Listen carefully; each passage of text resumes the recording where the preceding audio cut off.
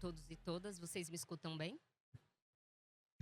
Eu sou Thaís Nascimento, eu sou coordenadora de programas do GIF, sou eu quem lidera a pauta de equidade racial no GIF, com o objetivo de qualificar a atuação do ecossistema de investimento social privado e filantropia para a pauta de equidade racial. Agora vamos dar início à sessão Desconcentrar para quem? Organizações negras no centro das lutas e às margens dos recursos. É uma mesa oriunda do edital proposto pelo GIF e que foi idealizada pelo Fundo Aguibara. Para isso, eu gostaria de apresentar as pessoas queridas e que eu admiro muito que vão compor a mesa. Eu vou começar pela Dandara Hudson, preta, advogada, transexual, mestranda em Direito e Desenvolvimento da Amazônia, em que estuda a linha de pesquisa Direito e Políticas Públicas na UFPA. É ex-relatora nacional em Direitos da plataforma Desca Brasil, na agenda Racismo, Segurança Pública e Violência. É assessora e consultora em desenvolvimento de projetos sociais com ênfase em mobilização de recursos junto a ONGs de defesa de direitos humanos. Seja bem-vinda, Dandara. Uma salva de palmas para Dandara, por favor. Agora eu apresento a Lígia Batista, que é advogada, formada em Direito pela UF, é mestre em Políticas Públicas em Direitos Humanos pela UFRJ, com enfoque de análise sobre a representação de mulheres negras na política brasileira. Atuou na Anistia Internacional e hoje é diretora executiva do Instituto Marielle Franco e é conselheira de organizações como Olabi, Fundação Tid Setúbal e Movimentos. Bem-vinda, Lígia. Ao lado da Lígia está o Márcio Black, que é diretor do Instituto Beja, cientista político e maratonista. Uma salva de palmas para o Márcio, por favor. E agora eu queria apresentar o querido Vitor Hugo Neia, que é diretor-geral da Fundação Grupo Volkswagen, organização que atua desde 2018 e na qual ocupou diversas posições de liderança. Atualmente, também é membro do Comitê de Diversidade da Volkswagen do Brasil, onde já foi head de responsabilidade social, e do Comitê Institucional da Volkswagen Caminhões e Ônibus. Bem-vindo, querido Hugo.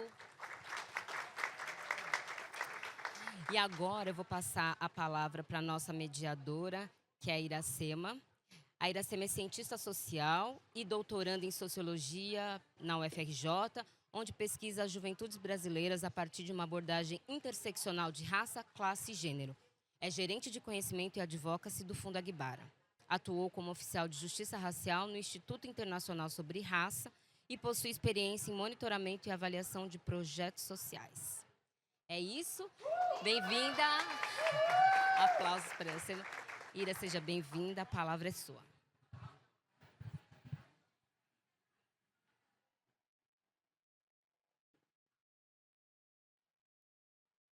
Olá, bom dia.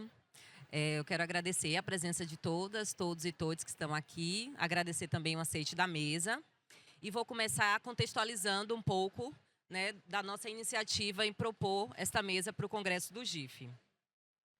Desconcentrar para quem é um diálogo entre a proposta do Congresso, né, que está pensando em desconcentração de poder, recursos e conhecimento, e uma pesquisa que nós desenvolvemos no final do ano passado, nós lançamos ela em novembro, que retrata o diagnóstico da relação entre organizações negras e acesso a recursos no campo da filantropia. O diagnóstico de filantropia e raça do Centro das Lutas às Margens dos Recursos revela uma realidade de 834 organizações que estão alocadas em diferentes territórios do Brasil. Nós escutamos essas organizações, fizemos um trabalho de coleta, tanto a partir de formulário como de trabalho de campo, onde algumas dessas organizações foram visitadas em seus territórios. E as nossas motivações eram duas de ordem prioritária. A primeira é identificar como se dava a atuação das organizações negras, e aqui é importante dizer que nós chamamos de organizações negras organizações que são lideradas por pessoas negras, organizações que são majoritariamente compostas por pessoas negras e que têm o racismo como um elemento que atravessa todas as relações e toda a atuação dessas instituições. Certo? Então, a gente queria entender a atuação, entender como é que ela se dava em relação ao acesso aos recursos, tanto da filantropia como do investimento social privado, e a gente também queria escutar da filantropia como o financiamento direcionado à equidade racial se comportou nos últimos anos.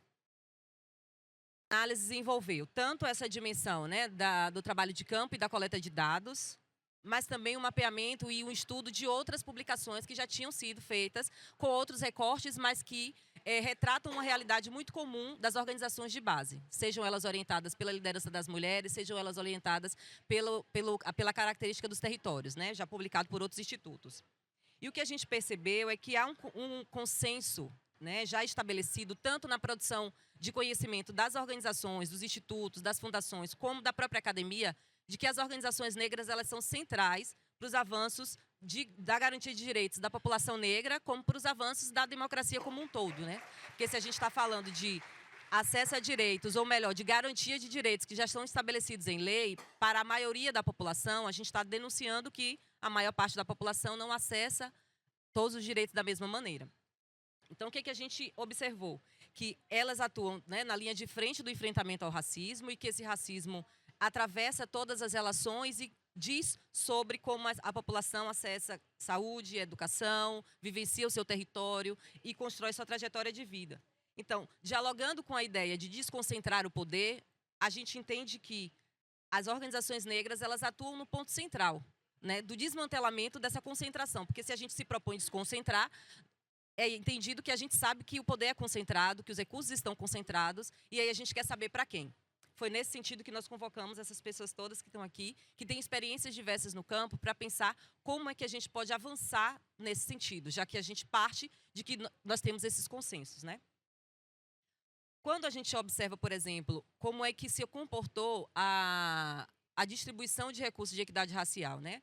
Por parte de instituições, tanto os institutos como fundações, e alocação de recursos para a equidade racial, a gente identifica que as organizações negras elas não são consideradas os agentes prioritários de transformação. O que tivemos nos últimos anos em termos de alocação de recursos para a equidade racial, majoritariamente se concentrou em iniciativas individualizadas, em programas de estágio, em programas de fortalecimento de jovens negros, em programas de diversidade e inclusão no âmbito das instituições. Mas não há um entendimento e um compromisso com o investimento em organizações coletivas, que estão, além de um diálogo diretamente com a base, mas estão também fazendo proposições para uma coletividade, né? Uma ação pontual não necessariamente está pensando uma coletividade, né? E se a gente está pensando em mudanças sistêmicas, se a gente está pensando em transformações de estruturas, a gente precisa partir de agentes que estão pensando coletivamente. Como romper. E aí essa atuação ela se dá de uma forma mais institucional, ela se dá de uma forma na base, na formação de novas gerações. Então esse reconhecimento não há do ponto de vista do financiamento. Uma outra coisa que a gente percebeu também é uma rigidez a mudanças, né? Então, quando a gente olha, e já dialogando com dados de pesquisas como o Censo GIF, há uma concentração de poder nas instituições em que as pessoas negras, quando acessam, não engajam nos lugares onde se decide para onde vai o recurso ou os critérios que vão construir essa alocação. Então, a gente observa que não só a pessoas negras, pretas e pardas, elas não chegam a 30%, né, nesses espaços. Há, no último ano, entre 2020 e 2022, uma redução do percentual dessas pessoas nesses espaços, o que a gente entende que há um problema que se estabelece diretamente com isso. Consequentemente, elas não têm poder de decisão, e aí a gente observa o acesso a recursos, a menos de 1% desses recursos são alocados diretamente para a equidade racial, e a gente vai ter ali uma noção de transversalidade que está em torno dos quase 50%. Quando a gente observa quantas organizações captaram, elas têm uma captação que a gente poderia considerar a base econômica da sociedade civil. São as organizações negras, que estão em torno de uma captação mensal inferior a R$500. Diante disso, o que a gente entende? Né? Que há, de fato, uma ausência de compromisso com a mudança estrutural. Muito se tem pensado em provocar mudanças sistêmicas, em transformação social, mas o ponto de mudança ele não está sendo observado, não está sendo investido, não tem sido potencializado. Diante disso, a gente se questiona, é uma ausência de compromisso ou o compromisso, na verdade, está dado, mas sim no sentido inverso, com a manutenção e a permanência do status quo de concentração de poder e riqueza na mão das pessoas brancas e de pouco rompimento com as estruturas que estão dadas. Diante disso, a gente vai para a primeira rodada, que eu quero escutar de vocês como financiadores podem se comprometer com ações concretas de mudança desse cenário, que a gente já observa que é de manutenção. Essas mudanças que a gente pensa nos processos decisórios de alocação de recursos, sejam eles materiais ou simbólicos. E aí, Lídia quer começar? Sim.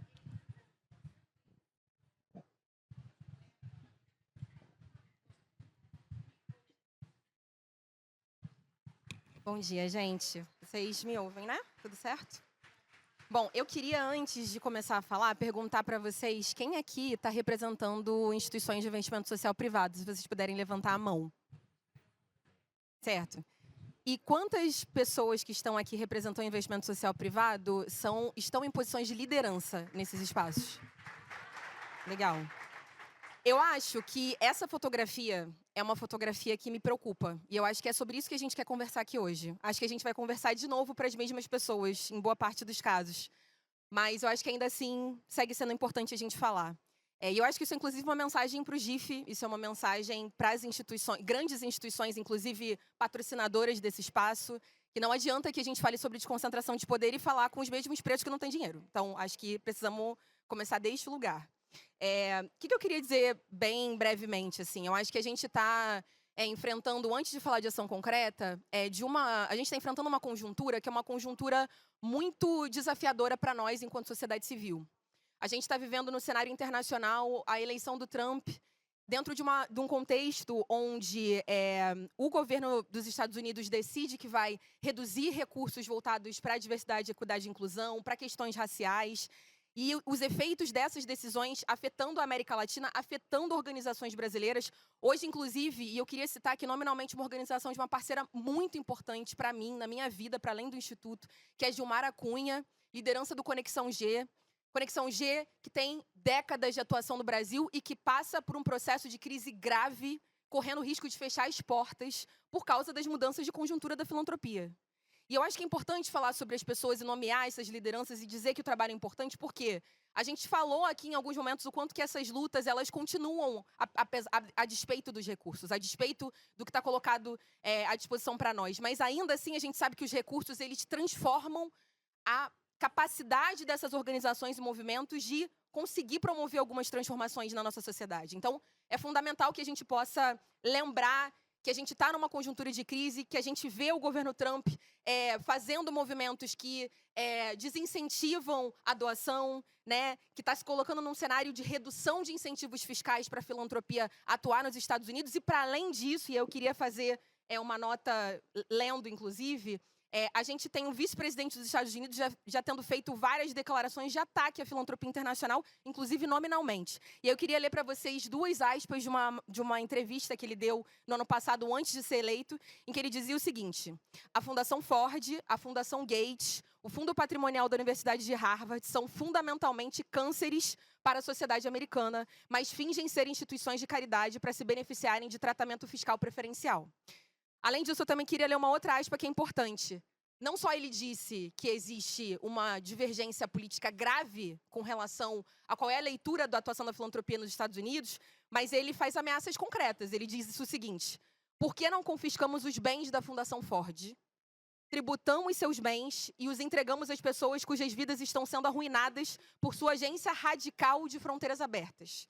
E aí eu estou fazendo essa leitura para vocês pelo seguinte: eu acho que a gente está colocado, a gente está posicionado dentro de um panorama em que a filantropia internacional tem respondido à conjuntura dos Estados Unidos, tem respondido a, em alguma medida, uma necessidade de se reformular para poder responder esse cenário e não sucumbir a ele. Mas eu acho que o que acontece tradicionalmente em cenários de crise é que a parte fraca sempre é abandonada nesse processo.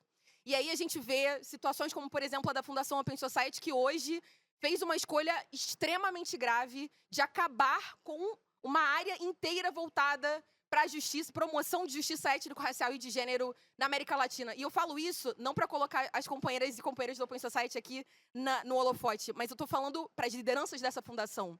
A gente está num cenário em que, se esse é o movimento que vai ser feito, o que as grandes fundações vão fazer para estruturar estratégias alternativas, estratégias de resiliência desses grupos? Porque, concretamente, são esses movimentos e organizações que dão sentido a esse dinheiro. E esse dinheiro só sai do bolso de filantropos e filantropas, em muitos casos, não só porque eles querem promover transformação social. E eu peço desculpas por ser muito franca nesse sentido. A gente está falando também sobre interesses. A gente está falando sobre interesse de filantropo com benefício fiscal. Isso é verdade. Mas a gente tem que ser estratégico, certo? A gente tem que ser estratégico e a gente entende que esse dinheiro é um dinheiro que muda a vida de muitas pessoas. A gente está dizendo que esse dinheiro é o dinheiro que vai fortalecer a continuidade de um trabalho de mobilização, de um projeto que leva a Marcha das Mulheres Negras para Brasília em novembro, no dia 25. A gente está falando da importância de reconhecer que a filantropia internacional e a filantropia nacional, em alguma medida, precisa ter mais transparência. Transparência por quê? Organizações da sociedade civil têm a necessidade de apresentar todo tempo de ciclo, de período de apoio, os seus relatórios de prestação de contas narrativa, os seus relatórios de prestação de conta financeira. Cadê os relatórios de prestação de conta da filantropia?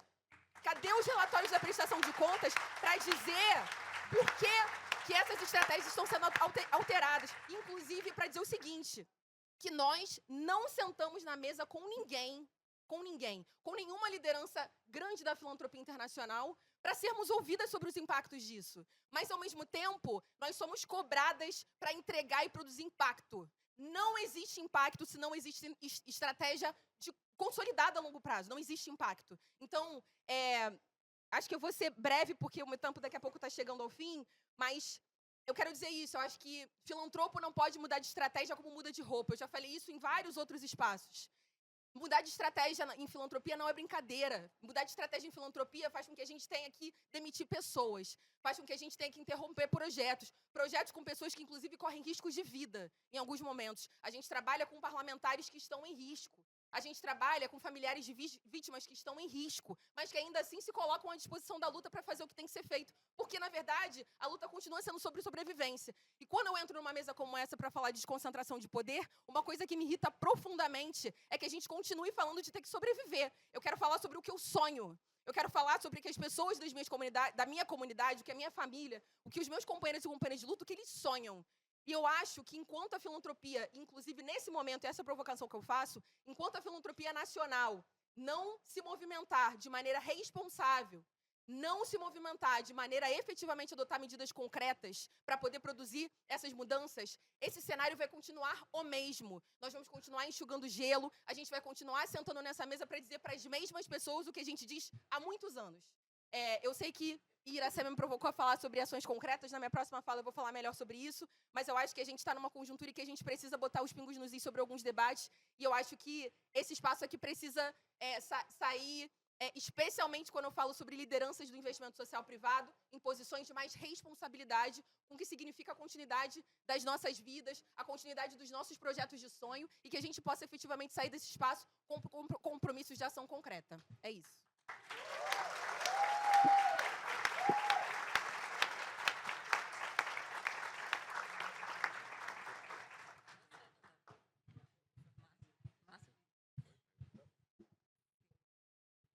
Bom, gente, primeiro eu queria pedir um favor para vocês.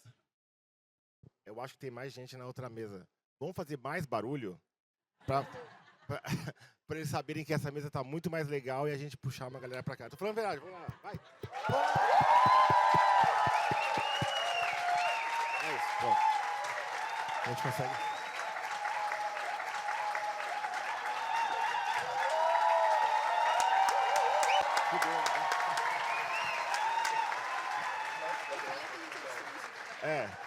Eu sou hiper competitivo para essas coisas. A galera fica colocando. Mas vamos lá, eu vou complementar muito o que a Lígia trouxe. Eu sempre preparo alguma coisa para falar, mas eu sempre me perco, então eu vou livre mesmo. Eu acho que a fala da Lígia, ela encadeia, na verdade, ela está muito conectada com a fala que a Bianca fez ontem na primeira plenária, na segunda plenária. Ressoa muito com uma fala que a Nina da Hora fez numa mesa da Luminate sobre tecnologia. Então, a Bianca, assim como você fala, mudar de estratégia, o dinheiro não chega, é um sinal. A Nina da Hora, ela traz um outro ponto que somos sempre as mesmas pessoas. Eu tô aqui em Fortaleza, mas eu poderia estar na Vila Madalena. Real, assim, eu poderia estar no Itaim. Quem aqui é do Sudeste? Levanta a mão. É isso. Eu poderia estar... Todas as pessoas que eu tô... A maior parte das pessoas que eu encontrei aqui, eu encontraria no Itaim Bibi ou... É isso. Tá vendo? Eles vão ficar fazendo isso agora. Eles vão ficar fazendo isso. O lance e eu vou começar por esse lugar, que é um lugar difícil, eu acho que concordo com a Lígia, a gente tem que dar nome para as coisas. Há 2 anos atrás, eu participei do Congresso GIF. Eu estava no Instituto Peregum ainda. E eu estava na mesa da Iniciativa Pipa, que tinha acabado de lançar uma pesquisa sobre filantropia e periferias. E eles concluíam, apareciam os dados que mostravam que o dinheiro da filantropia não chega na periferia. Causou comoção, lágrimas foram vertidas. Meu Deus, o dinheiro não chega nas organizações negras, na periferia. Passaram-se 2 anos. Eu estou aqui numa mesa da Agbara, onde a gente está falando sobre exatamente a mesma coisa. Exatamente a mesma coisa. A gente não consegue dar consequência para as coisas para os compromissos que a gente assume. E aqui, assim, sobra para todo mundo. Porque é isso, as organizações brancas acham que elas são mais competentes e melhores do que as outras organizações para realizar. Então, elas não se sentem mal em concentrarem recursos. As organizações do Sudeste se acham mais preparadas e capacitadas do que as do Norte e Nordeste. Então, também elas não se sentem muito preocupadas em concentrar recurso. Hoje, a gente tem uma coisa acontecendo que é de concentração de poder mesmo, e que chega em mim, por exemplo, organizações de sociedade civil que se veem em processos de concorrência ou de edital concorrendo com filantropia. A gente tem hoje no Brasil uma filantropia que capta recurso, filantropia que aplica para edital. E tem um outro lugar que também é bem pesado, que é filantropia que opera. Eu sou tão... Assim, a minha visão é tão visionária que eu tenho o dinheiro, mas eu não confio em nenhuma outra pessoa para fazer isso. Eu vou fazer o edital, eu vou executar o projeto, eu vou, sabe? Assim, a gente está chegando num lugar que isso faz com que o dinheiro fique escasso, né? Isso faz com que o dinheiro não circule. E isso é uma expressão também, e aí concordo também com a Lígia, é muito difícil falar depois da Lígia, né? Vocês perceberam. Isso se reflete também que, por mais que a gente tenha hoje pessoas negras em cargos de liderança em organizações, a caneta não está na mão. A tomada de decisão não está...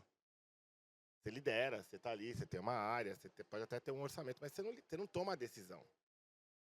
E no final do dia... E isso, assim, é uma coisa que eu estou vivendo muito agora no Instituto Beja. Quando você se propõe a tentar fazer de uma forma diferente, é muito bizarro, assim. Não, é assim, você imagina a força da tradição e do status quo. Assim. Eu acho que esse é o lugar. Tem uma força muito grande. A gente tenta, assim, a gente está muito testando também. Bom, se eu sou diretor lá, galera, vocês devem imaginar como a parada é. A gente é super tranquilo com as coisas, a gente não tem pressa, sabe? A gente entende que as transformações, elas são de longo prazo, sabe? Elas vão demorar, mas tem esse peso da tradição e essa coisa que as pessoas, elas se encontram na porta da escola para buscar os filhos, sabe? Elas estudaram juntos no colégio, elas se frequentam no churrasco, elas têm os espaços. Uma coisa que falta hoje para a sociedade civil e para trechos da filantropia, que são espaços de formulação, de fabulação, sabe, de trocar experiências, que a gente não tem esse tempo. A gente acaba não conseguindo construir esse tempo. Essas pessoas fazem quase que naturalmente. No casamento da amiga, no churrasco no final de semana. Outro dia eu vi o 3 no show da Taylor Swift com as filhas. É isso, você formula aí. E a gente não está chegando nesses lugares. E aí, eu sei que é duro, mas quando a gente precisa aprender a dissociar a inocência de cinismo. Sabe? E, como eu disse, há 2 anos atrás, estava todo mundo surpreendido com o fato de que o dinheiro não chegava. Agora, passando por esse contexto internacional que a gente está passando, vai chegar menos dinheiro ainda. Né? Porque o dinheiro que chegava é justamente esse dinheiro, não era o dinheiro da filantropia brasileira.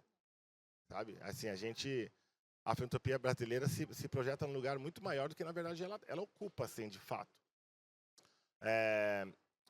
Eu acho que a gente tem que reconhecer uma parada. Não acontece porque as pessoas não querem que aconteça. A gente tem que ser muito realista. Vamos jogar real, assim. As pessoas não querem que aconteça. Porque quando a gente...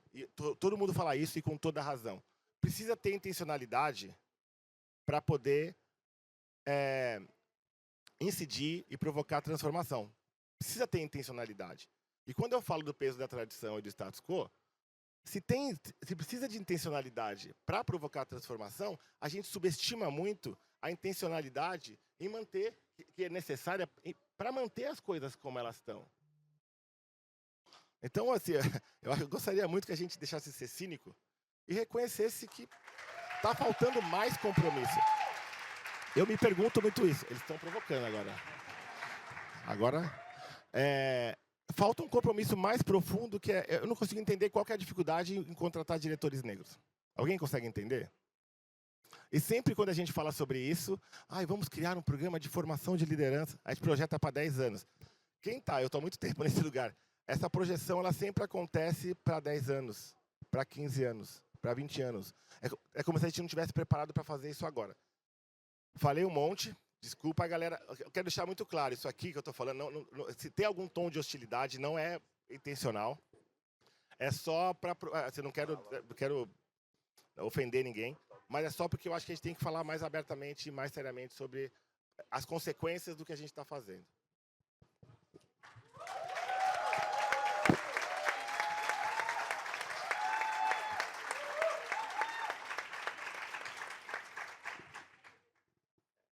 Bom, acho que é uma mega responsabilidade estar aqui representando uma filantropia de quase 50 anos aqui no Brasil, que é a Fundação Grupo Volkswagen. Eu queria começar dizendo que nós não somos uma organização que vai ser estado da arte em equidade racial e que até pouco tempo atrás, até 5 anos, tudo isso que vocês falaram que não deveria ser feito, nós fazíamos. Então, nós não éramos uma organização que tinha a questão da diversidade, equidade e inclusão como um critério de definição, seja de projetos, seja de apoios, seja até de políticas internas. Nós não apoiávamos organizações de base comunitária, muito raramente com edital pontual, com projetos de curta duração.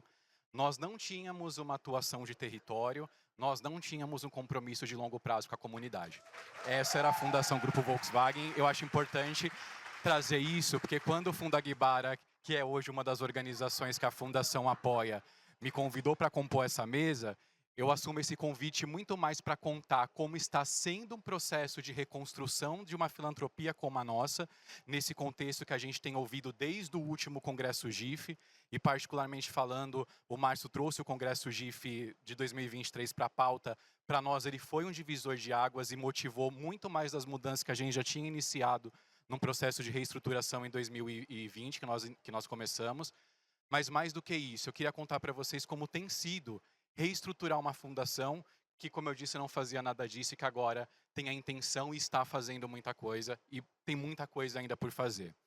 Bom, Fundação Grupo Volkswagen, imagino que vocês associem o nome à empresa, né? Nós somos uma organização criada nos anos 70 pela Volkswagen alemã, então é uma organização que nasce com esse DNA e é uma organização que tem o privilégio de ter um fundo patrimonial. Eu acho que nunca foi tão importante a gente ter o nosso endowment, porque com as mudanças que a gente está fazendo, o fato de ter um recurso próprio hoje, não depender de nenhum direcionamento das empresas do grupo, nos dá, sim, um lugar mais tranquilo e de responsabilidade para tomar decisões mais sérias e estruturais que a gente consegue tomar justamente por ser sustentável e por ter essa autonomia. A Fundação ela decidiu, entre muitas das mudanças que a gente implantou nesses últimos 5 anos principalmente, priorizar uma causa de atuação principal, que é a mobilidade social. Então, como num país em que demora 9 gerações para o brasileiro mais pobre chegar na classe média, algo em torno de 200 anos, e aqui eu não estou nem trazendo marcadores de raça, estou falando do brasileiro mais pobre de uma forma geral, porque quando a gente sabe, quando a gente coloca marcadores de raça e gênero, essa mobilidade social é ainda mais lenta. Como que a gente endereça isso a partir de uma estratégia principal para a Fundação, que é a questão da inclusão produtiva e da geração de renda. Então foi esse o primeiro caminho, esse primeiro recorte que a gente decidiu implantar, de uma fundação que apoiava várias coisas, e aqui é uma pena que a gente não tenha muitas lideranças e organizações do investimento social privado aqui, mas as que tem eu imagino que já passaram também por isso, eu espero que estejam passando por isso, daquele foco que a gente tem em fazer tudo e no fim não faz nada, porque quando a gente acaba pulverizando o investimento e não tendo uma estratégia clara e de longo prazo, o recurso das fundações também são finitos e não tem um impacto na ponta de longo prazo. Então, nós decidimos ter uma causa prioritária, essa foi a primeira mudança. A segunda mudança foi uma fundação trabalhar com lógica territorial. Então, nós não tínhamos territórios específicos de atuação, e isso fazia com que a gente tivéssemos projetos bem pontuais. Então, era um edital, chegava o projeto 1 ano, 2 anos, daqui a um tempo saíamos. Eu acredito que as organizações de base que estão aqui devem conviver com isso bastante. Então, aquele financiamento curto, acabou o vínculo, vamos para outro território, vamos fazer outro projeto. A Fundação decidiu apoiar 3 territórios periféricos em cidades onde a gente tem unidades do Grupo Volkswagen no Brasil hoje, São Bernardo do Campo, São Paulo e Resende, no Rio de Janeiro, e olhar para 8 municípios da região Sul, Sudeste e Nordeste, onde nós também temos operações. E aí, quando a gente chega em territórios específicos, a gente primeiro precisa ter um compromisso de longo prazo com essa comunidade.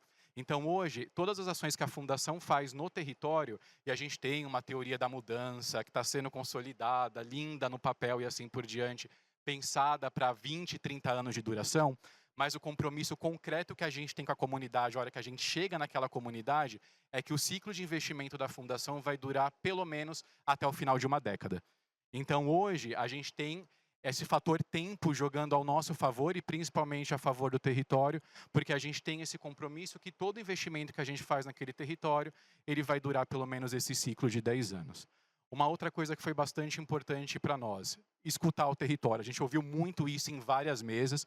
Então, obviamente, por mais que fossem territórios em que a gente operasse há muitos anos, né, as indústrias do grupo aqui têm 40, 50, 70 anos no mesmo território, obviamente a gente não era parte desse território. Então, como a gente constrói com o território as soluções que o território já tem e como a gente atua realmente como um catalisador, um facilitador, um mediador de investimento. Então, a gente decidiu apoiar as organizações de base comunitária. Então, era uma fundação que fazia aportes para grandes parceiros, não vou nomear aqui, mas os parceiros que tradicionalmente a filantropia corporativa apoia. E hoje a gente migrou o nosso portfólio, descontinuou os nossos projetos. E hoje nós apoiamos organizações de base comunitária desses territórios, alguns territórios que nem organizações têm constituídas. Então, a gente está falando de liderança comunitária, de associação de moradores, de como a gente formaliza essas associações. E aí eu acho que na outra pergunta eu vou conseguir trazer isso mais um pouco para a prática. Mas, dialogando com o tema dessa mesa, eu acho que a principal decisão que a gente tomou conscientemente em 2 âmbitos. As organizações de base que a Fundação apoia são organizações lideradas por grupos minorizados, principalmente pessoas negras, mulheres e especialmente mulheres pretas. Então, hoje, a gente olha para esse recorte quando a gente seleciona uma organização daquele território para poder fazer parceria. Além disso, o nosso público beneficiário, e eu sei que, né, quando a gente pensa em territórios específicos, a gente encontra essa situação, porque infelizmente a maioria dos territórios onde a gente está é de pessoas negras e de mulheres, mas a gente intencionalmente também, todos os nossos projetos passaram a ser voltados para esse público. Então hoje a gente entende que o recurso da Fundação, a gente está nessa transição de portfólio, de estratégia, ele deve ser direcionado para essas organizações e para essas populações. Está acabando meu tempo, mas eu queria só trazer um exemplo que dialoga bastante com o que a gente ouviu aqui e a gente ouviu bastante também nas mesas de ontem, que é como a gente faz isso na prática acontecer. E aí a gente ouve a questão da burocratização, dos editais que são extremamente complexos, excludentes, assim por diante. Um exemplo que resume um pouco daquilo que eu estou trazendo é um edital que a Fundação já tinha há alguns anos e que a partir desse ano em especial, a gente começou a focar em organizações de pequeno porte realmente. Então, é o edital que ele é feito ao contrário. Se a sua organização nunca recebeu financiamento ou recebe pouquíssimo financiamento, R$ 500 por mês, ela tem preferência sobre organizações que tenham financiamento. Se a sua organização ela é liderada ou tem na sua equipe de gestão pessoas de grupos diversos, principalmente mulheres negras, essa organização recebe também preferência em receber os recursos. Essa organização precisa ser de base comunitária, como eu já disse. O projeto precisa acontecer na comunidade. Uma filantropia não pode captar pelo nosso edital. A gente não pede mais aquele monte de documentação que a gente pedia. Hoje a gente pede 3 documentos, que são aquilo que a nossa assessoria jurídica diz que é o mínimo para uma fundação depois prestar conta para o Ministério Público, e que eu acho que é uma provocação importante de fazer. As fundações não existem para prestar conta para o compliance das empresas. As fundações existem para prestar conta para o Ministério Público e para a sociedade civil. Eu acho que esse é o limite da nossa atuação. E, obviamente, compliance é importante. Eu falo de uma empresa alemã de 70 e poucos anos, então vocês imaginam como é o compliance lá dentro, mas o compliance são regras criadas que são possíveis de serem mudadas. E a gente está mudando essas regras. Então, hoje eu não exijo mais prestação de contas financeira, nota a nota, que manda aquele bolo, aquele calhamaço de coisa, que onera a organização e onera a minha equipe que precisava ficar fazendo a validação disso. A gente ajuda a organização a regularizar a documentação. Então, no final do processo que a gente pede esses documentos, porque nos editais passados isso era um filtro, a maioria ficava de fora por conta de não ter a documentação. Hoje a gente ajuda a organização e no final a gente recebe. E a gente também apoia a organização a desenhar e escrever o projeto, se assim for necessário. Então, aqui eu acho que é uma prática importante para a gente começar a conversar. Mas, como eu disse, a gente tem muito o que fazer, mas eu também acho que é importante trazer que é possível fazer quando a gente tem vontade e realmente põe a mão na massa.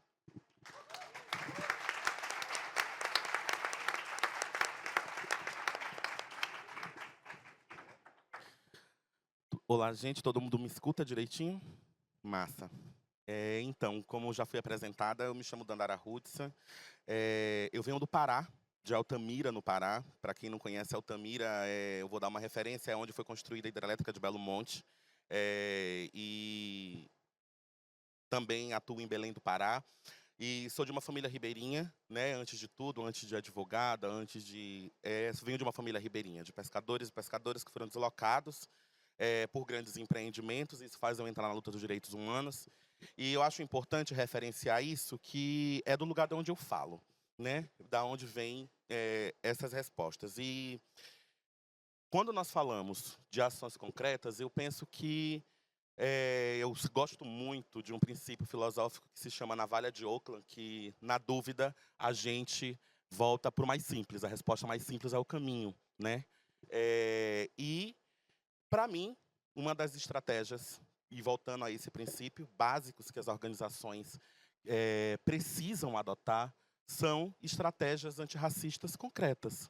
Porque o motivo de organizações sociais negras estarem à margem dos recursos, nós temos muitas reflexões e muitas camadas de como isso se desenvolve. Mas o princípio de tudo é porque nós vivemos em uma estrutura racista. Nós vivemos em uma estrutura racista. A gente não pode esquecer nunca disso, que o racismo é uma estrutura. E muitas das organizações filantrópicas, elas foram construídas em cima dessa base racista. Então, as estratégias antirracistas, elas precisam ser consolidadas e com continuidade e o tempo inteiro. E a gente precisa bater nessa tecla como ponto de partida. Porque, mesmo que uma organização tenha suas políticas e tudo, se diga, não sou racista e tal, não é uma política, a gente doa dinheiro para pessoas negras, mas se não houver uma avaliação profunda, de como essas bases dessas organizações foram construídas, de como o racismo, porque o racismo também ele é mutável, né? Ele se transforma. Então, logo, essas organizações, não é só ler ali o manual antirracista da Djamila Ribeiro, que já vai estar tudo bem. Tem que estar atento à conjuntura o tempo inteiro. O tempo inteiro. E eu acho que nós demoramos a dar esse espaço, Márcio e Lígia, sabe? E ainda estamos aqui, depois de 2 anos, falando ainda sobre isso, porque há um pensamento de que se aprende a ser antirracista. Eu aprendi tudo, agora sou antirracista. Não, mas o próprio racismo em si, ele é mutável. Então, se as organizações não se comprometerem com estratégias antirracistas permanentes, a gente, volta e meia, vai estar dando essa volta novamente. Então, essas estratégias antirracistas é o primeiro ponto. Segundo, Os métodos das organizações filantrópicas, eles devem abarcar a diversidade do movimento negro e a interseccionalidade das agendas dos coletivos das organizações. Porque quando a gente fala organizações negras à margem dos recursos, nós estamos falando de uma maneira generalizada. Existem organizações de mulheres negras travestis, por exemplo, que não estão nem na margem, porque quando a gente está na margem, a gente olha na natureza, a gente pressupõe que a gente está fora, mas está próximo ali, né? Só não está dentro do fluxo do rio. E as organizações de travesti preta, que estão no meio do deserto árido e nem na margem chegaram ainda? Nem na margem chegaram ainda. Então, para que a gente conseguir também ter esse debate de uma forma ampla, a gente precisa entender que movimento negro, que a agenda negra, ela é diversa. Ela não se trata se ela começa a partir do racismo, a partir da cor da nossa pele. Mas aí vem as camadas, né? Aonde estão as mulheres negras nessa história? Onde estão os homens negros nessa história? Onde estão os travestis? Onde estão os sapatões? Né? Aonde estão a população LGBT como um todo? Sabe? Onde está a população negra ribeirinha? Ribeirinha, quando a gente fala sobre isso. Sabe? Então, eu estou trazendo essas reflexões, esses exemplos, para a gente, que longe de mim também tentar trazer respostas para uma coisa tão complexa e reivindico o direito de estar errada, mas nós precisamos aprofundar mais o que é esse antirracismo institucional e refletindo dessa forma. A continuidade das ações, né? Porque é como isso acontece, como o Lígia disse. Organizações mudar de estratégia não é brincadeira. Quando se muda uma estratégia de cima para baixo, organizações embaixo sofrem, se dissolvem, caem, pessoas são demitidas, como a Lígia disse. Então, é necessário uma consistência nisso daí. Mas notem como tudo está encadeado. Se não houver uma reflexão permanente do princípio racista, que se multa todos os dias na sociedade, se as organizações não entenderem que, nós fizemos ali um programa, fizemos isso, agora nós somos antirracistas. O ponto não é aí, ainda está errado. Para mim, não existem organizações que são antirracistas. Para mim, existem organizações que atuam no antirracismo. Mas se ela não ficar ligada na conjuntura o tempo inteiro, nas mutações do racismo, na complexidade que é isso, a gente volta para a estaca zero. E uma outra coisa que eu citaria também é a territorialização da transferência de recursos. E isso a gente chega, depois eu vou falar disso mais na próxima pergunta, mas avaliação de impacto, por exemplo. Avaliação de impacto, que é um dos critérios, inclusive, para se financiar organizações, não entra na minha cabeça. E, para mim, por isso que não funciona muito hoje, eu falo isso como uma mulher do Norte, né, que está lá no interior do estado do Pará, captando recursos para organizações do Rio e da Floresta. Não tem como você avaliar o impacto de uma maneira equânime. Se você avalia com o mesmo método que você avalia o Sudeste, você quer avaliar o Norte. E é isso que acontece. As organizações, elas criam uma estratégia de avaliação de impacto e nós temos que engolir essa estratégia de avaliação de impacto. Temos ali que fazer o checklist, mas o mesmo checklist que o Norte tem que fazer é o mesmo que o Sudeste tem que fazer, é o mesmo que o Sul tem que fazer. Como se fosse, e eu estou falando só da questão nacional. Nacional. Porque também esse ultraje acontece nas organizações internacionais. Que a mesma avaliação de impacto que eles aplicam lá na Organização dos Estados Unidos, eles querem aplicar lá na minha comunidade. Aí não dá. Aí não dá. Só mudam a língua. Só mudam a língua e o método não muda. Então, tem que haver uma territorialização dessa distribuição de recursos, dessa avaliação de impacto e dos métodos para se organizar a filantropia no Brasil.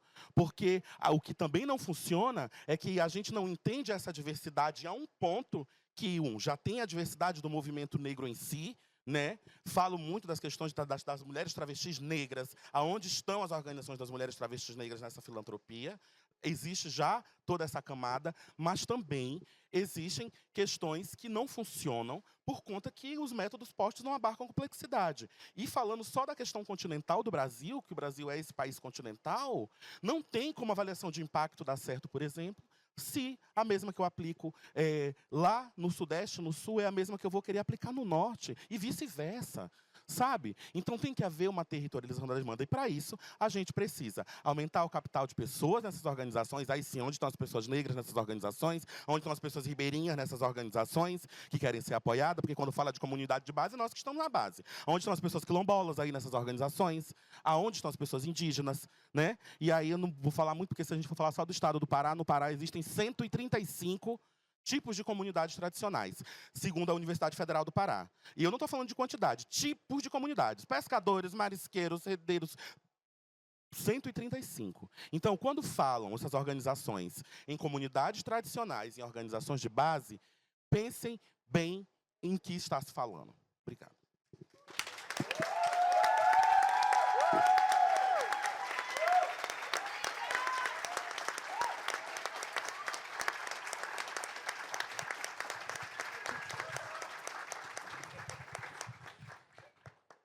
Muito obrigada, gente.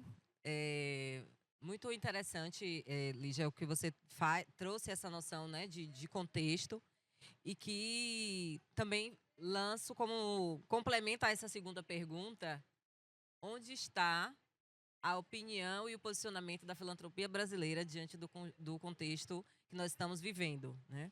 O que é que tem de movimento e de fala, de verbalização desse cenário, de como isso tem impactado nas organizações no âmbito nacional. A gente sabe, e aí para encaminhar para a segunda, eu quero saber de vocês, a gente já entendeu que justiça reparatória não se diz só sobre redistribuição de recursos, recursos financeiros, né? Embora eles tenham um papel central por tudo isso que vocês trouxeram e por tudo aquilo que as pesquisas já têm apontado. Exige também a dimensão da transferência de poder, que está também não só sobre alocar pessoas em lugares estratégicos, mas uma mudança de mentalidade, de lógica, né, de quem pode, quem exerce. Então, quais são os mecanismos assim que a gente precisa alterar para não apenas financiar? Como é que se dá essa relação sem que seja algo verticalizado, né? Sem que seja algo imposto do lugar do financiador, que orienta a pauta, que orienta a atuação daquela organização? Como fazer isso de modo que as vozes sejam diversificadas, sejam ampliadas, que a governança garanta também a autonomia das organizações apoiadas, das organizações negras, que é que a gente está falando, né? Como fazer esse processo de redefinição de estratégias e de prioridades? Eu sei que é uma grande pergunta, mas é com vocês.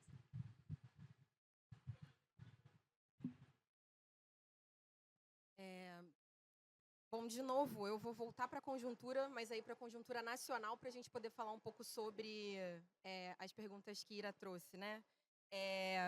Falando sobre a conjuntura nacional, acho que tem alguns desafios que eu queria compartilhar com vocês, leituras que eu faço, que tem a ver com as últimas mudanças de governo, né? A gente passou por um processo em 2018 muito duro, acho que não muito duro, não só do lugar que eu falo, inclusive, enquanto Instituto Marielle Franco. Acho que o assassinato de Marielle Franco é, de fato, um marco muito importante para a gente refletir sobre o status da democracia brasileira. Estamos aqui com Yara Franco, diretora de legado e filha de Marielle Franco. Uma salva de palmas, por favor.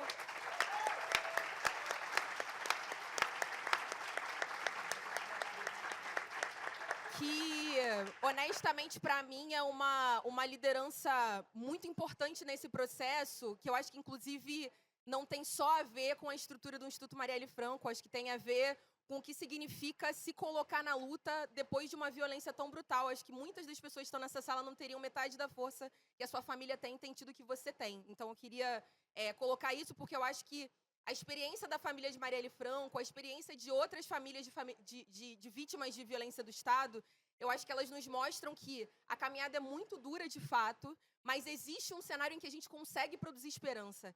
E o exemplo do Instituto Marielle Franco, para mim, é um caminho que a gente pode trabalhar como uma possibilidade de abrir janelas de oportunidade para as pessoas, que tem a ver um pouco com a relação, inclusive, do próprio Instituto com o apoio do investimento social privado, o apoio da filantropia, o que significou esse apoio perene, esse apoio que não sumiu, esse apoio que continuou, esse apoio que, inclusive, fez com que o processo político de formação de Aniele Franco, ao lado do movimento de mulheres negras, a levasse hoje a se tornar ministra da Igualdade Racial. A gente está falando sobre um movimento muito muito radical de ocupação de um espaço importante no momento decisivo da história brasileira. Mas eu estou falando sobre esse caso concreto porque eu quero chamar a atenção justamente para essa conjuntura de governo que a gente vive hoje. A gente teve uma experiência de 2018 a 2022 da gestão Bolsonaro, que foi essa gestão, para todos nós, obviamente, catastrófica, de muita crise, de muito retrocesso, de fragilização de política pública, de políticas sociais importantíssimas para pessoas como nós.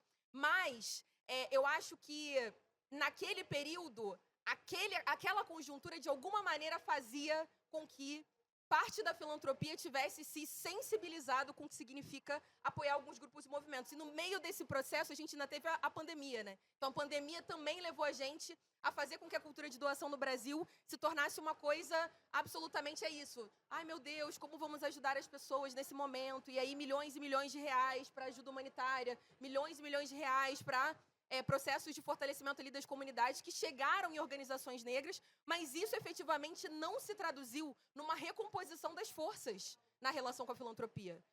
A pandemia, o Bolsonaro veio e se foi, e essa relação não se modificou. A pandemia veio e tem os seus efeitos até hoje, e essas relações não se modificaram. E o que eu estou querendo dizer com isso, para reforçar um pouco do que o Márcio trouxe, se não houver continuidade, não tem como haver transformação efetiva, não tem de fato. A gente tem hoje um governo que está extremamente rendido ao que significa estabelecer processos de concessão política para garantir governabilidade, que está cedendo aos interesses do Centrão, que está fazendo esses movimentos para continuar no poder. Uma conjuntura extremamente conservadora, de um Congresso extremamente conservador. E a gente precisa lembrar que os resultados das eleições de 2022 não foram uma derrota do bolsonarismo. O Bolsonaro só não se elegeu presidente. Mas o que ele defendia enquanto pauta de disputa cultural, de disputa narrativa, isso continuou extremamente vivo e segue vivo até hoje. Então, eu acho que lembrar desse processo é importante para a gente entender qual é a crise que se avizinha agora, porque a gente está falando de nos aproximarmos da conclusão dessa gestão, da conclusão desse mandato, e da gente não saber o que é o pós-Lula, o que é o pós-lulismo. Porque a gente tem um claro desgaste dessa figura. O Lula está com a idade extremamente avançada, o Lula está doente. E ele não vai viver para sempre. E ele também não é o bastião da justiça brasileira, ele não é o bastião da democracia. E eu acho que a gente, nesse momento, falando aqui para a filantropia nacional, para o investimento social privado no Brasil, eu acho que a gente tem a capacidade de mudar essa história. Eu falo sobre a experiência do Instituto Marielle Franco como um exemplo sobre como esse fortalecimento de lideranças leva à ocupação de espaços muito estratégicos e importantes na história do nosso país. Imagina se a gente tivesse o recurso necessário para fazer de tantas outras organizações, que inclusive estão aqui sentadas nessa sala, organizações tão influentes e tão fortes, como o Instituto tem se tornado ao longo desses últimos anos. O que a gente teria de Brasil? O que a gente teria de quadro político hoje? O que seria essa alternativa ao lulismo? Porque é justamente essa provocação que eu quero fazer. Existe um desgaste desse projeto. E eu acho importantíssimo que a filantropia, nesse momento, se pergunte sobre, inclusive, o que é a própria origem da riqueza que a filantropia carrega. A filantropia, hoje, ela opera dentro de um contexto que é o de concentração de uma riqueza que vem da desigualdade, certo? Isso, eu acho que todo mundo aqui está na mesma página, porque se não tiver, tem que estar. Essa riqueza vem da desigualdade. Vindo esta riqueza da desigualdade num país como o Brasil, que é historicamente desigual, inclusive do ponto de vista do debate racial, não tem outro caminho possível para falar sobre o papel da filantropia, a não ser que o debate sobre a filantropia nacional seja essencialmente o do que é a promoção da equidade racial no Brasil. Para mim, não tem um outro caminho possível estratégico, e eu acho, inclusive, para começar a pontuar e propor aqui algumas questões concretas, eu queria falar novamente para o GIF. Eu acho que o GIF precisa começar com uma plenária como essa no início. Isso aqui não tem que ser uma mesa paralela. Se o GIF efetivamente entende, ou quer entender, ou quer dar abertura para que o debate sobre desconcentração de poder num país negro como esse seja efetivamente levado a sério, a gente tem que ter mais lideranças do que meia dúzia de mãos levantadas nessa sala.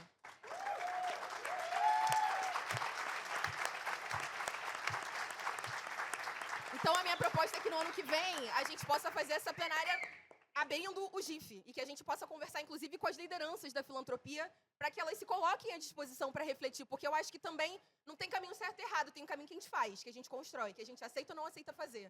Então, eu me coloco à disposição para a gente fazer esse debate, né? A outra coisa que eu quero dizer, GIF, é que não dá para cobrar R$2.000 de organização negra que não tem dinheiro e vem aqui para captar. 3.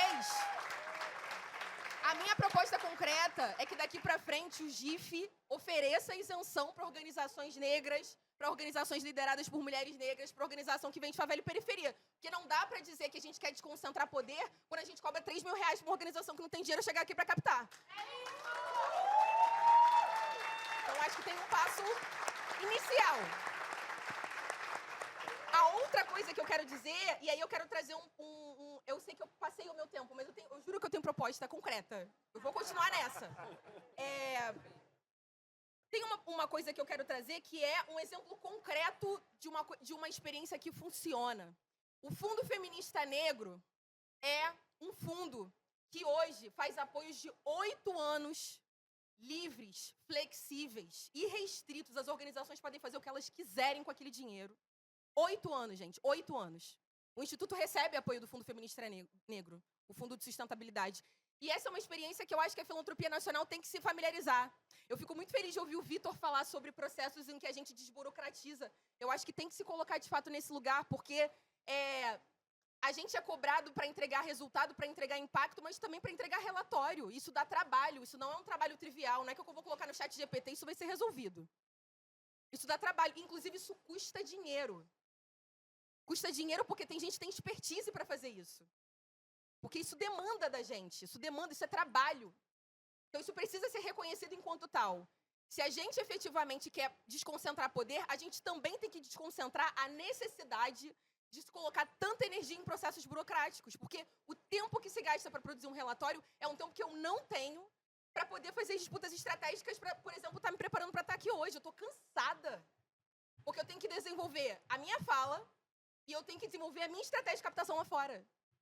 A gente não está aqui à toa, a gente não está aqui para dar close, não estou aqui para fazer isso. Estou aqui para trabalhar, isso é um trabalho. Ainda que seja projeto político, ainda que tenha agenda política, isso é trabalho. Isso demanda tempo, isso demanda expertise, isso demanda organização. Então, a gente precisa entender os exercícios bem-sucedidos e como essas pessoas fizeram isso. Isso aí que o Vitor trouxe foi muito importante. Acho que tem fundações que se apegam a esses processos de compliance e se encastelam nesses processos, não, porque o compliance não me permite. Eu falo isso porque eu trabalhei no Open Society durante 4 anos. Eu lidava com compliance, eu lidava com jurídico. Eu tinha que ficar fazendo ali as manobras necessárias para que alguns apoios saíssem no tempo que precisavam sair. Então, esse compliance precisa ser reavaliado. Porque tudo na vida é negociado. Não tem essa para mim, assim. Tem que refletir nesse compliance. A outra coisa é que Márcio já tocou sobre isso e eu quero reforçar. Filantropia nacional tem que fazer mais ação de fomento e menos ação e projeto próprio. Com todo respeito, e eu tenho muito respeito por companheiros e companheiras que constroem o investimento social privado no Brasil e que têm muita preocupação com a vida das pessoas. Isso não é dizer e desqualificar essa leitura. Mas a gente está num momento em que existem projetos que concentram milhões de reais, de famílias que já têm milhões de reais no banco, pô. Que já têm milhões de reais no banco. Isso não faz nenhum sentido. Captando para projetos próprios, isso não faz nenhum sentido. Vou repetir aqui. Se a riqueza da filantropia vem da desigualdade, se a riqueza da filantropia vem da desigualdade racial, o recurso tem que ir enquanto medida, inclusive, de reparação para essas pessoas que estão aqui se expondo hoje. Eu estou me expondo hoje fazendo essa fala.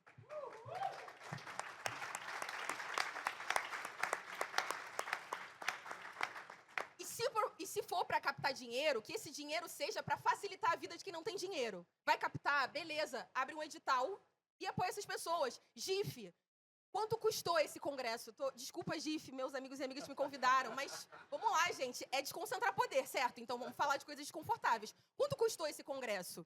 O quanto desse recurso poderia ser reinvestido em fundos que apoiam a luta de direitos humanos, a luta socioambiental, a luta das mulheres? O quanto desse dinheiro poderia ter ido para editais?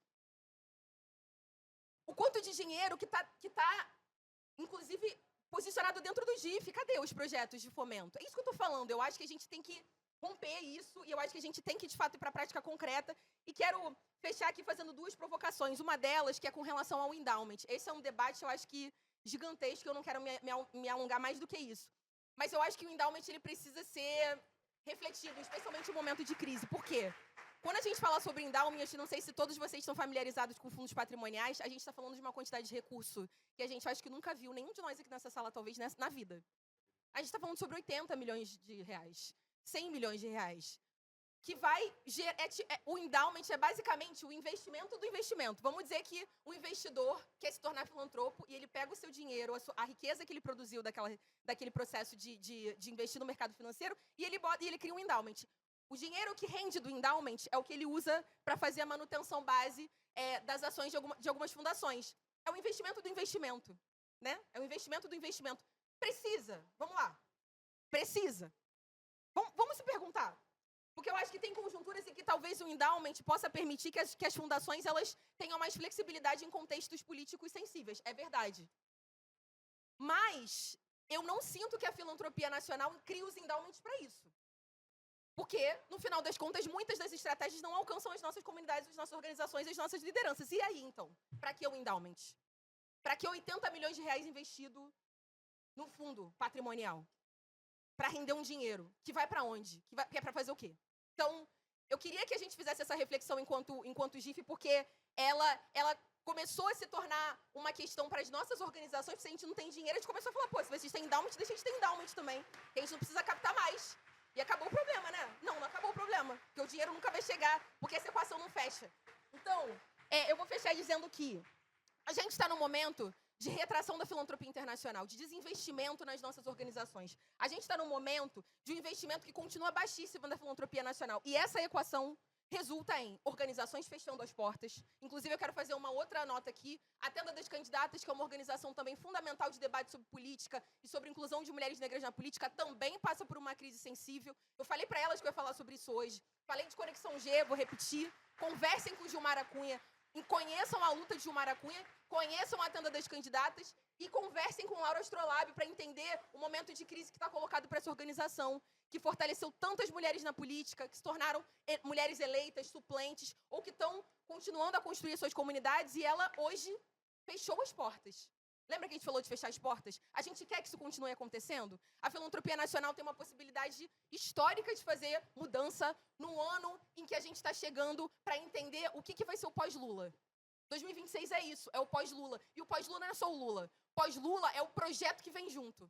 E esse projeto que vem junto seguramente não coloca a gente como prioridade. Se a filantropia nacional não fizer esse movimento de nos colocar como prioridade, se a filantropia nacional, neste momento, não criar fundos de resiliência, fazer com que os filantropos que têm dinheiro sim no bolso, porque o dinheiro da filantropia não é o mesmo dinheiro que o filantropo tem na carteira dele.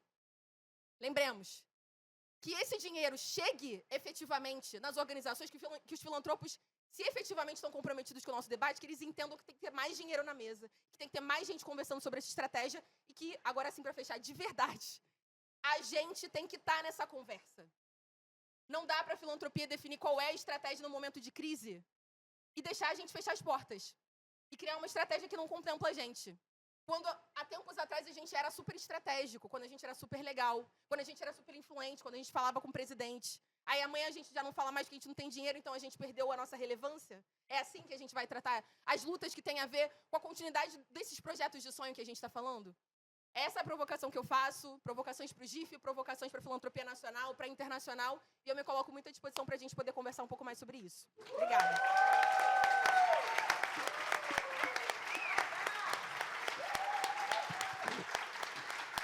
Acho que merece mais, né?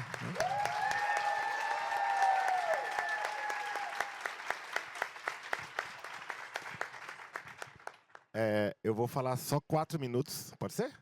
Que aí, você dando espaço para a Liz. Não, mas você falou que tinha que ser falado. E... É até difícil falar agora depois de você. Você matou assim, metade... Tô quase jogando o microfone no chão, saindo correndo aqui.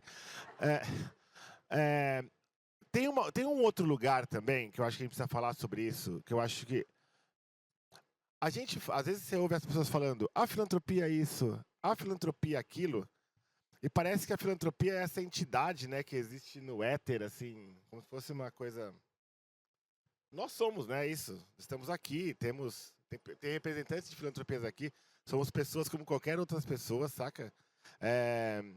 Mas é isso. Mas realmente é um lugar de muito poder. Muito poder, porque eu digo assim, mesmo que a filantropia brasileira não seja tão grande quanto a internacional, não seja tanto dinheiro assim, é dinheiro. Né? E essas coisas caminham muito junto, muito próximas. Então, o que a gente precisa colocar também é que quando a filantropia se coloca, ela é reconhecida nesse lugar e se coloca num lugar que eu acho que é uma crise pela qual o ativismo está passando também. Você se coloca naquele lugar do tipo, eu tenho uma leitura moralmente mais qualificada sobre os problemas que a sociedade está enfrentando. Eu consigo enxergar os mortais não enxergam, mas eu enxergo.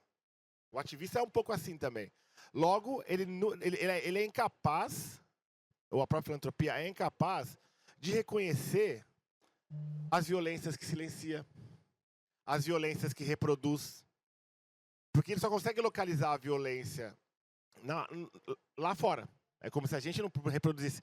A filantropia reproduz violências, reproduz desigualdades, na forma como distribui os cargos, na forma como contrata, na forma como faz o rent-making. E isso vai mudar. Chega num lugar que a gente precisa considerar uma dimensão também, que aí é cultural mesmo. Eu digo cultural no sentido de que a gente precisa atualizar, mudar a linguagem, atualizar vocabulário, atualizar a gramática. Assim, E é muito difícil sair de um lugar onde está todo mundo muito confortável. Aqui eu falo para todo mundo, é muito difícil mudar. É muito difícil. Sabe? Então, tem essa dimensão também que eu acho que a gente não consegue dedicar tempo para isso. A gente não consegue dedicar tempo para isso. Que aí eu acho que eu tento chegar, que é um trecho que me interessa muito, Iracema, que você trouxe. Quais são as outras relações possíveis que a filantropia pode ter com a sociedade civil? A filantropia é sociedade civil.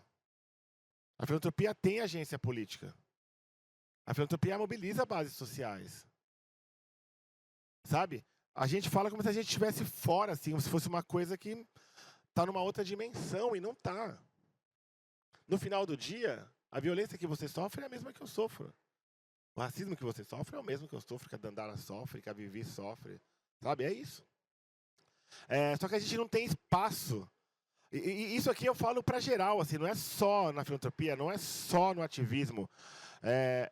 A gente perdeu todos os espaços que a gente tinha para fabular, para formular, para conspirar, sabe? Para imaginar. Assim, a gente não sabe onde a gente quer chegar. A gente precisa reconhecer isso, assim. A gente não sabe onde a gente quer chegar. Qual que é o projeto de país que a filantropia tem? Qual que é o projeto de país que o ativismo tem, que a esquerda tem? Eu acho que é um pouco isso. Assim. A gente precisa... Vai dar o tempo aqui. Eu acho que essa é uma dimensão também que a gente não pode desconsiderar. Eu não sei também o que fazer. Mas eu acho que essas relações todas elas precisam mudar. E elas não vão mudar se as pessoas não mudarem. As pessoas precisam mudar. A filantropia não é uma entidade que existe aqui no éter. Ela é feita de pessoas. Se as pessoas não mudam, a filantropia não muda.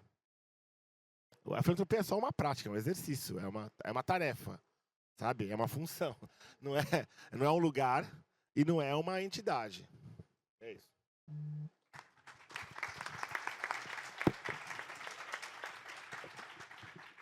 Bom, vou deixar a Dandara por último. Com certeza ela tem que fechar com chave de ouro aqui. Eu também vou ser breve. Enfim, nossa, eu tinha me organizado para responder essa pergunta, mas ouvindo vocês, é tanta coisa que passa pela mente, mas uma coisa que a Lígia trouxe, que eu me peguei nesse momento de transformação da fundação refletindo. A gente chegava a investir em organizações que tinham mais orçamento que a gente mesmo. E eu não duvido que outras fundações, apesar da gente ser Fundação Grupo Volkswagen, a gente é uma fundação de médio porte, né? O nome é grande, mas do ponto de vista de recurso, a gente é uma fundação de médio porte comparada às grandes do Brasil. A gente investia em organizações que o orçamento anual era maior do que o nosso. Então, eu acho que isso aqui mostra a distopia da filantropia brasileira e como muitas organizações aqui presentes provavelmente passam por isso muitas vezes sem nem perceber. Uma outra dimensão que eu queria trazer, que eu acho importante, é a questão de que, quando a gente pensa a lógica de território, no nosso caso, a gente tem que pensar as portas de saída daquele território. E aqui eu digo isso com cuidado, não no sentido de não ter o compromisso de longo prazo para ficar no território, não é isso. Mas a gente não pode criar uma relação de dependência que a gente anule a autonomia e as possibilidades que esse território ele de fato saia fortalecido depois da nossa presença ali.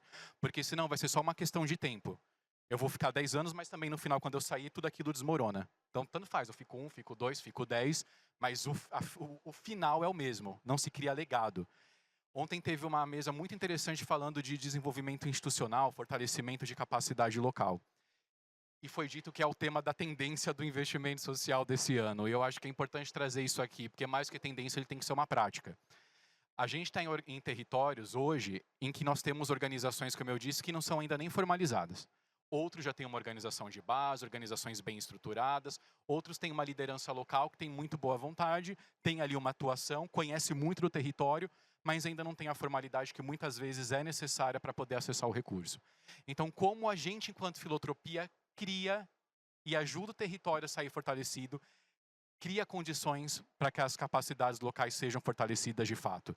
E aqui eu não falo apenas daquilo que é o beabá, né, de gestão, governança, comunicação, captação de recurso, que geralmente é a cartilha dos projetos de desenvolvimento institucional.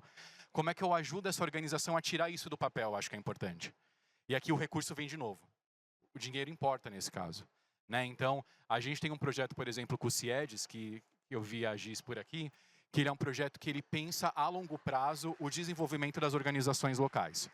Então, a gente tem, primeiro, todo um diagnóstico, uma escuta das organizações que queiram participar do projeto.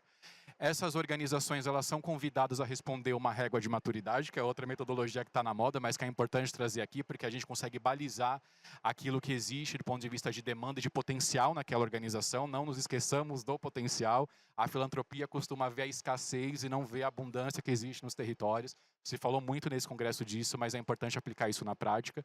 E depois, como a organização é criado um plano de desenvolvimento, a partir das prioridades dela. Então, a régua vai dar um mapa, mas a organização vai poder nos dizer, eu quero agora priorizar isso, aquilo, e é construído um plano também que vai até o final da década. E aí a gente tem um fundo para aqueles territórios poderem tirar esse plano do papel. Seja para pagar o contador, a gente não pode esquecer que as organizações de base, muitas vezes a gente exige que se formalize, ela não tem um recurso para pagar o contador depois que ela está formalizada, porque existe uma burocracia por trás disso. Seja, obviamente, é um plano de longo prazo para tirar projetos estruturantes da prática. E aí o nosso sonho é que quando a gente não seja mais necessário naquele território, a gente possa sair, o território continuar. Para isso também a gente está criando, aqui eu estou falando da nossa visão já até 2030, um projeto de governança participativa. E aqui o meu sonho, a minha briga com o nosso conselho vai ser para que a comunidade nos ajude a definir como a gente vai usar o nosso endowment naquele território. Então não é só criar um grupo, um conselho local, que obviamente é importante, e ouvir, mas é também fazer com que a comunidade nos ajude a tomar decisão e mexer no bolso, mexer no nosso fundo patrimonial e direcionar esse recurso para esse território. E a gente mira também a saída, criar um fundo local, né? Um fundo comunitário. A gente fala muito de fundos, de FICs, né? Fundos e institutos comunitários. Como a gente deixa isso também, porque também não adianta deixar a capacidade e não deixar o recurso ali. Antes de finalizar, eu acho importante, e você trouxe isso quando você falou do fundo feminista, as filantropias olharem para esses grandes fundos. Eu vou fechar com a Guibara, antes eu vou dar um outro exemplo de um fundo que a Fundação apoia, que é o Fundo Brasil de Direitos Humanos. O Fundo Brasil de Direitos Humanos, ele nos permite chegar onde eu não consigo chegar. Porque, por mais que eu simplifique os meus processos, o bom e velho CNPJ é uma coisa que ainda eu não consigo abrir mão hoje na fundação. Mas o fundo tem editais que consegue chegar, e a gente está apoiando um agora em específico que fala com comunidades tradicionais, quilombolas, ribeirinhos, comunidades indígenas, que é um fundo, o Raízes com Labora, que recebeu, vou dar spoiler, não sei se a Ana Valéria está aqui, não sei se eu posso falar, mas recebeu mais de 700 projetos, ainda não saiu quem foi selecionado, 60% do Norte e Nordeste. Então, em breve tem o resultado, e esse fundo ele chega aí. Então, é uma forma da filantropia chegar onde não tem CNPJ, que é a nossa velha desculpa, né? Quanto que a gente ouve isso? Então, tem formas de, via fundos, via fundo independente, chegar nesse território, chegar nessas organizações. O caso do Fundo Aguibara também eu acho que é outro caso que eu gostaria de trazer. A gente precisa, pensando na equidade racial, apoiar esses grandes fundos estruturantes como é o Aguibara. E a gente tem um caso emblemático que eu não posso deixar de fazer essa provocação, principalmente para as lideranças do investimento social que estão aqui. O Fundo Aguibara está com uma pesquisa maravilhosa, que a Iracema coordena, que é uma pesquisa sobre reparação econômica para a população negra. Enfim, é um estudo que vai se desdobrar em vários formatos. Vocês estão captando há quanto tempo, Ira? Quase um ano. Quantas organizações vocês receberam aporte? Uma, que é a Fundação Grupo Volkswagen. Então, gente, se a gente quer começar a fazer, eles têm CNPJ, eles sabem prestar conta. Fundo Aguibara é um exemplo de como a gente consegue mobilizar recurso com qualidade.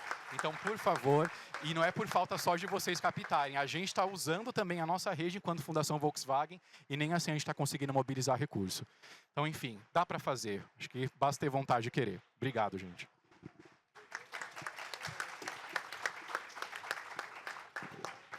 Ai, vamos lá, o que será que resta? Então, gente, vamos lá. Depois de tudo isso, é muito difícil mesmo falar, mas olha só. Falando enquanto... Um batucão, né? Começou a marcha? Então, é isso. Mas então, gente, vamos lá. Bem rapidamente, que nós já estamos com esse tempo bem curto. Falando desse lugar de uma organização de base, eu também sou coordenadora do Coletivo Amazônico Lesbitrans, em Altamira, que foi um dos primeiros coletivos LGBTs na região do Médio Xingu a atuar na questão, principalmente na defesa da terra e do território de famílias LGBTs, diante de grandes empreendimentos, para que essas famílias sejam reconhecidas e compensadas. E uma das coisas que já foi dita aqui, que é muito importante, é essa desburocratização. E eu não sei se, como advogado, usar o termo desburocratizar para que as criminalizações burocráticas não aconteçam.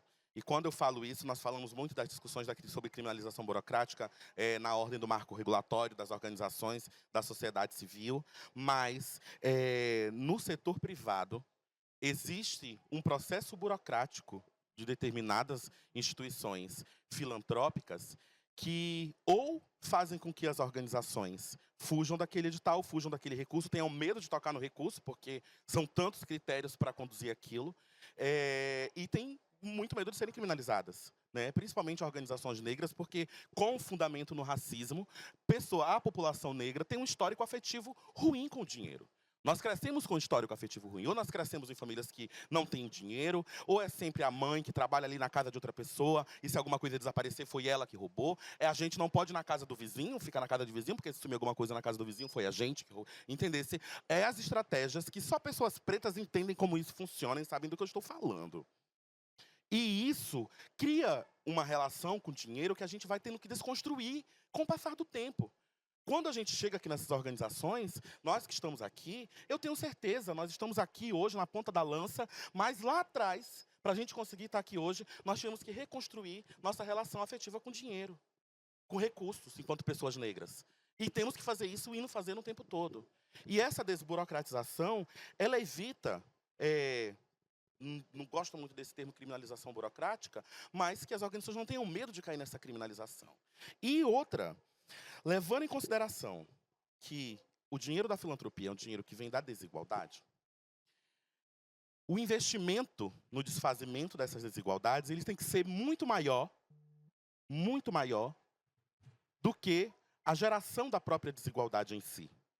Porque tem muitas organizações que se mantêm dessa desigualdade. E eu falo, como minha companheira Vanusa não vai deixar eu mentir, que está aqui, companheira quilombola lá do estado do Pará, então... não vai deixar eu mentir em relação a isso, mas organizações, por exemplo, como a Vale, como a Cargill, estão destruindo cada palmo da região amazônica. E são organizações que têm suas fundações para fazer esse apoio financeiro, para fazer esse apoio a organizações, mas a destruição que causa a manutenção da desigualdade, ela é muito maior do que o investimento para romper com isso. E para mim é um ciclo óbvio. Existem, e é por isso que eu falo, tem organizações que precisam refletir com profundidade as bases onde estão consolidadas. Precisam refletir.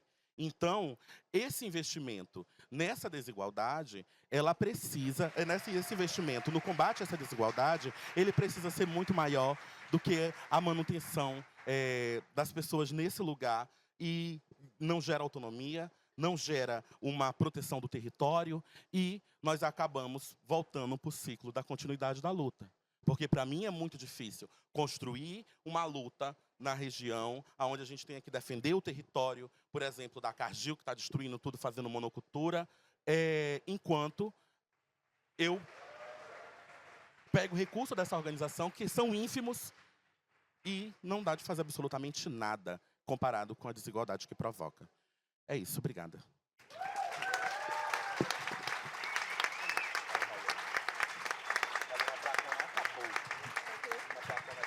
Agradeço. Estão me ouvindo? Então? Quero agradecer a mesa, quero agradecer a todas as ouvintes, todos os ouvintes. Aviso geral, as próximas atividades voltam às 14h20. Quem quiser conhecer mais sobre o estudo que nós produzimos, receberam aí o folderzinho, tem o QR Code, vocês conseguem acessar, tem uma versão resumida, tem a pesquisa completa e tem também um documentário que nós produzimos, escutando essas instituições, essas lideranças nos territórios. E é isso, vamos provocar mudança, porque queremos falar de sonhos, já nos provocou a mesa.